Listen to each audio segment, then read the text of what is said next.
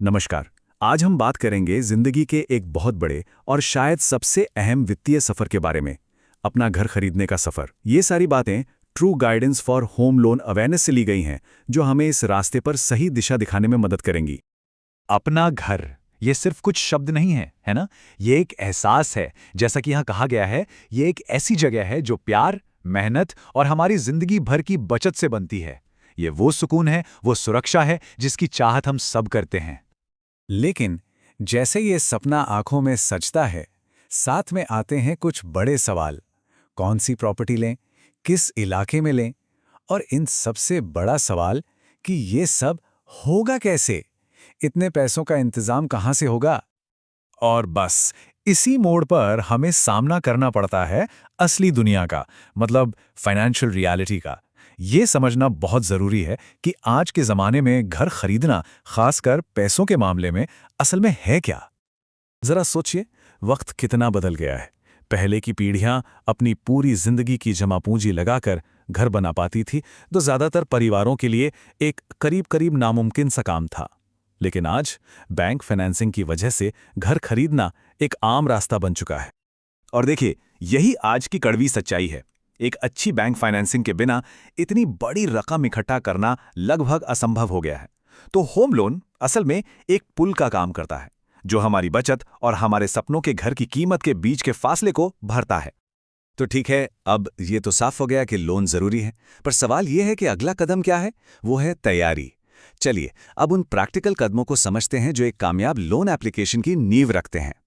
Loan के लिए तैयार होने का जो प्रोसेस है ना, उसे हम इन 4 आसान स्टेप्स में समझ सकते हैं। अपने सारे डॉक्यूमेंट्स पूरे करने से लेकर अपना सिबिल स्कोर चेक करना, उसमें अगर कोई गलती है तो उसे ठीक करवाना, और आखिर में अपनी फाइनेंशियल प्रोफाइल को फाइनल टच देना। बस एक सिस्टमैटिक तरीका ही कामयाबी की गारंटी है। अच्छा, अब इसमें एक चीज आती है, सिबिल स्कोर। ये क्या भला है? सिंपल भाषा में ये 3 डिजिट का एक नंबर है जो किसी की पूरी क्रेडिट हिस्ट्री का निचोड़ है। बैंक इसी स्कोर को देखकर तय करते हैं कि कोई लोन के लायक है भी या नहीं। समझ लीजिए, ये आपका फाइनेंशियल रिपोर्ट कार्ड है। देखिए, एक बात गांठ बांध लेने वाली है, डॉक्यूमेंटेशन।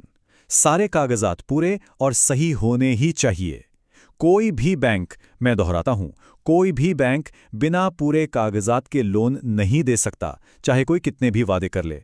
और अगर कोई आपको कहे कि वो ये सब बाईपास करवा देगा, तो समझ जाइए कि ये एक बहुत बड़ा रेड फ्लैग है। लेकिन जहां इतना बड़ा सपना हो, वहां खतरे भी कम नहीं होते।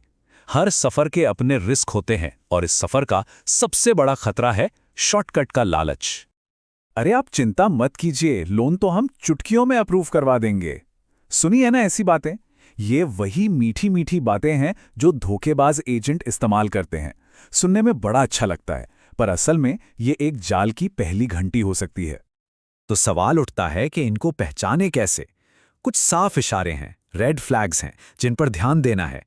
ये लोग एडवांस में ही मोटी फीस मांगेंगे, ऐसे वादे करेंगे जो सच हो ही नहीं सकते। आपको बैंक से सीधे बात करने से हमेशा रोकेंगे, और जैसे ही पैसा मिला, गायब।